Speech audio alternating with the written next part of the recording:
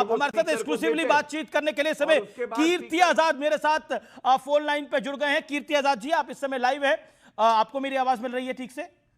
बिल्कुल अच्छे से मिल रही है। आप बताइए कैसे हैं, स्वस्थ है ना? मैं बिल्कुल स्वस्थ हूं। कीर्ति आजाद साहब, टीएमसी में इस समय चल के आ रहा है क्योंकि एक नया गुट बनने की खबरें आ रही हैं। महुआ मोइत्रा जो आपकी एक और फेलो मेंबर ऑफ पार्लियामेंट है, उन्होंने ट्वीट करा है कि ये लोग सब 2024 में टीएमसी के सिंबल पर चुनाव लड़के आए थे।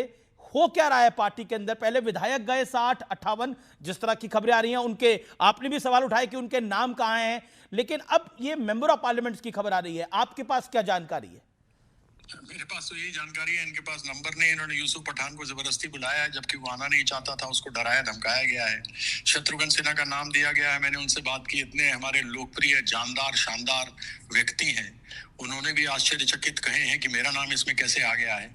तो सबसे पहला काम तो यह है कि जो लोग दावे कर रहे हैं, हमने तो दावा नहीं किया जी, जो लोग दावा कर रहे हैं उनको कम से कम उन लोगों की लिस्ट तो दिखानी चाहिए ना।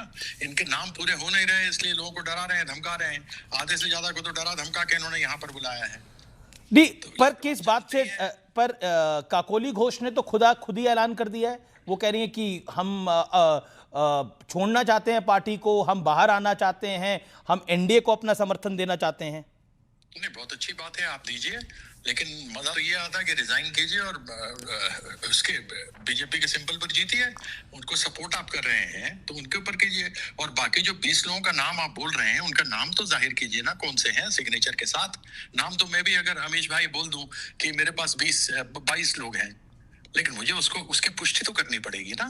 बताऊंगा तो है ना जी। लेकिन ये जा रहे हैं, मैं तो ये कह रहा हूँ, जो गद्दारी करके जा रहे हैं जाए। अंग्रेजी में कहते हैं गुड रिडंस ऑफ बैड रबिश। अच्छा है, जाए ये लोग।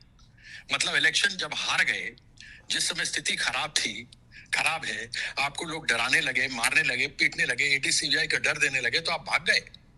ये कहाँ की पर टीएमसी के जो लोग छोड़ के आए, उन्होंने बोला कि हमें तो बीजेपी के लोगों को जब हमने बोला कि हमें अप्रोच कोई कर रहा है तो उन्होंने तो हमें बचाया, हमें वहां पर मारधाड़ नहीं हुई है। उनका तो दूसरी तरफ से ये बयान आया है। लेकिन मैं एक सवाल आपसे जरूर पूछना चाहता हूं, क्या ये विरोध, क्योंकि ममता दीदी के खिलाफ कोई नहीं बोल रहा, लेकिन अभिषेक बनर्जी के खिलाफ सब बोल रहे हैं, क्या ये विरोध अभिषेक बनर्जी के खिलाफ है? एक खुला विरोध है, या तो अभिषेक बनर्जी को छोड़े ममता बनर्जी, या फिर पार्टी बचाए?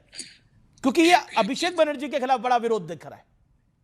मुझे अभी अमीश भाई ये बताओ, इतने सालों से हम इलेक्शन जीत रहे हैं, तब तक किसी को अभिषेक का कोई विरोध नहीं था। हम इलेक्शन हार गए तो सबको अभिषेक के विरोध हो गया। ये जरा कुछ समझने वाली बात है। वो कह रहे कि पहले हमें डराया धमकाया जाता था, पहले टीएमसी की हमें डराती थी, धमकाती थी, अब हम खुला महसूस कर रहे हैं। ये उनका तरफ का कहना है। आज तक तो ऐसी बात कोई आई नहीं सामने, ना कोई मैंने ऐसा स्टेटमेंट सुना है जो आप बोल रहे हैं। क्यों डराएंगे? आप एमपी हैं तो आपको डराएंगे धमकाएंगे? आप तो मस्ती कर रहे थे, बढ़िया बढ़िया कोठियों में, बंगलों में रह रहे थे, दिल्ली में टिकटें मिल रही थी आने जाने की, सब कुछ था। आज ऐसा क्या हो गया?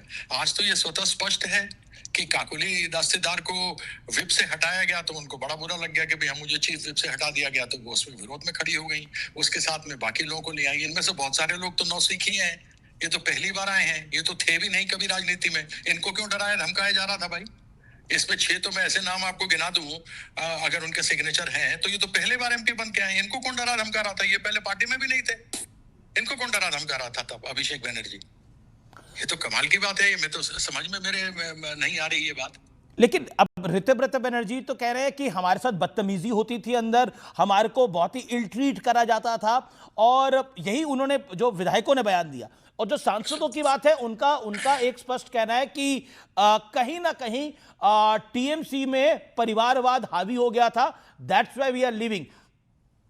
ऋतव्रतों की तो बात ऐसी है कि उनको एक्सपेल कर दिया गया था जब वो लेफ्ट में थे।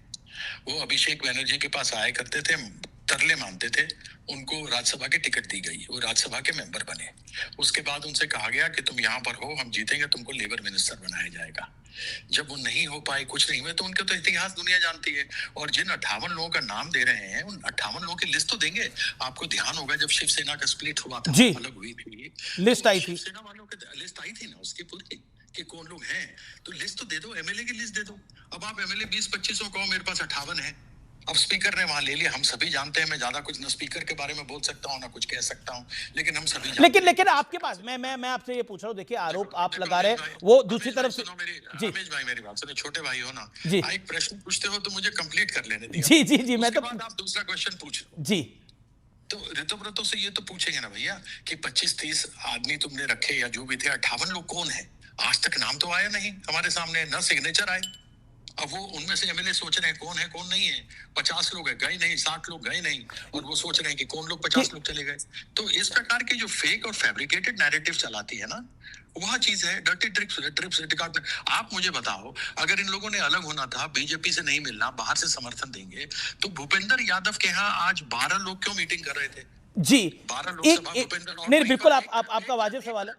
एक एक एक मिनट, और एक उसके मेरा बाद मेरा सुप्रीम प्रश्न कोर्ट आपसे से ये है एक कि मिनट, आपके पास क्या नंबर है, कितने एमपीज शुभेंदु अधिकारी भी वहां मौजूद थे, खबर चला रहे हैं हम, शुभेंदु अधिकारी थे, भूपेंद्र यादव का घर था, 12 फिर सांसद थे, बताइए पर बताइए। कितना नंबर, कितना आपके हिसाब से कितना नंबर है जो वाकई जा सकता है, जो आपको लग रहा है, क्योंकि 20 का नंबर आ रहा है। नहीं, मुझे बताओ, अगर इनके पास 20 के नंबर होते तो नाम इन्होंने बाहर सिग्नेचर के साथ दे दिए होते। आज यूसुफ पठान को जबरदस्ती डरा धमका के नहीं बुलाया गया, अमित शाह के ऑफिस में नहीं बुलाया जाता। शत्रुघ्न सिन्हा का नाम गलत इन्होंने दिया, इतने नहीं, पर वो कह रहे शत्रुघ्न सिन्हा का नाम नहीं है। आप देखो, अभी आप जगह जगह पर निकाल करके पहले नहीं, उसका नाम दिया, जब पर मैंने हमारे पास जो जानकारी है उस पर शत्रुघ्न सिन्हा का नाम नहीं है। ये नाम अभी आपने पहली बार बोला, हमारे पास नहीं है ऐसी कोई जानकारी। अरे सुन तो लो भैया जी अभी तो घंटे भर पहले ये 20 आदमियों की लिस्ट इन्होंने निकाली थी, उसमें उसका नाम था, लिस्ट में से हटा दिया, तो मैं क्या करूं? यूसुफ पठान का नाम था लिस्ट में, यूसुफ पठान को भी बुलाया गया। यूसुफ पठान दिल्ली आ रहे हैं, और यूसुफ पठान खबर है कि वो भी इस गुट के साथ शामिल हो सकते हैं। बात हुई मेरी दोपहर को, शाम को बात हुई अब देखिए शिंदे जी ने भी रिकॉर्ड भेज देता हूं। अब देखिए एकनाथ शिंदे ने जी ने भी जब उद्धव ठाकरे की पार्टी को छोड़ा था, तो वो भी सुबह तक उद्धव ठाकरे से बात कर रहे थे, लेकिन शाम तक छोड़ के चले गए थे। ऐसे ही होता है। मुझे हरक सिंह रावत उत्तराखंड में बीजेपी को छोड़ के गए थे, सुबह तक लीडरशिप से बात कर रहे थे, लेकिन शाम को कांग्रेस में शामिल हो गए थे जाकर। ऐसा ही होता है। ऐसे इसलिए होता है क्योंकि दबाव भी तो होता है ना। ये भी तो सिर्फ एक तरफ की कहानी थोड़ी ना देखनी है, दूसरी तरफ की कहानी भी तो देखनी है। कहानी तो ये भी होनी चाहिए ना कि क्या दबाव में थे क्या। ठीक है, ये बिल्कुल आपका सवाल है। अभी हम निश्चित तौर पर इसको चर्चा में लेंगे। बहुत बहुत धन्यवाद आपका हमारे साथ जुड़ने के लिए और अपनी बात रखने के लिए। Thank you so much. ये तो Kirti Azad member of parliament थे टीएमसी के। वो कह रहे हैं कि कुछ लोगों पे दबाव डाला जा रहा है। गौरव भाटिया का रिएक्शन जरूरी हो जाता है। गौरव भाटिया, कीर्ति आजाद को आपने सुना, लाइव और एक्सक्लूसिव थे हमारे साथ, उन्होंने कई सारी बातें बोली हैं, क्या कहना चाहते हैं आप? देखिए, अब ये आपका विवेक होता है कि हम लोग बैठे होते हैं, कीर्ति आजाद जी आते हैं, आप उनका फोनो लेते हैं, फिर वो चले जाते हैं। हमें तो बताया नहीं जाता कि वो जोड़ेंगे, लेकिन उनका अनुभव काफी है अमीश भाई। वो तीसरी बार जब पार्टी उन्होंने बदली तब वो टीएमसी में गए।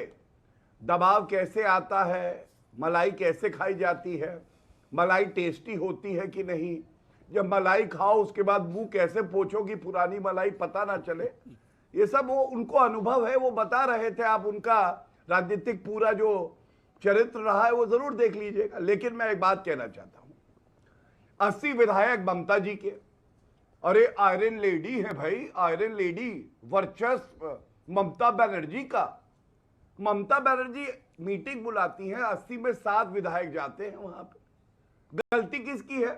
अरे नरेंद्र मोदी जी की गलती है भैया, अमित शाह जी की गलती है। मतलब भाजपा एमएलए को कहे टीएमसी के, जाओ भैया मीटिंग है तुम्हारी, ममता जी ने बुलाई है, सांसद 20 उनकी बात नहीं सुन रहे हैं, ये भी हमारी गलती है। अरे अमीर जी, मैं आपको संविधान की जानकारी देता हूं, अगर ममता बनर्जी कहीं बैठी सुन रही हो तो करें। 10th शेड्यूल है, 10वीं सूची संविधान में, अगर आपका चुना हुआ सांसद या एमएलए आपकी बात नहीं मानता है, दूसरा पैराग्राफ, सेकंड पैराग्राफ में डिस्क्वालिफिकेशन के लिए अर्जी देनी होती है। कितनी अर्जी दी है ममता बनर्जी ने, जरा बताया आपके चैनल पे।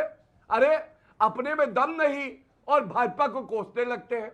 अरे अरविंद केजरीवाल से पूछिए क्या है ममता बनर्जी, पूछिए एक बार कांग्रेस पार्टी से। आपस में एक दूसरे के कपड़े फाड़ रहे हैं और यहां पे आके हमें कोसने लगते हैं।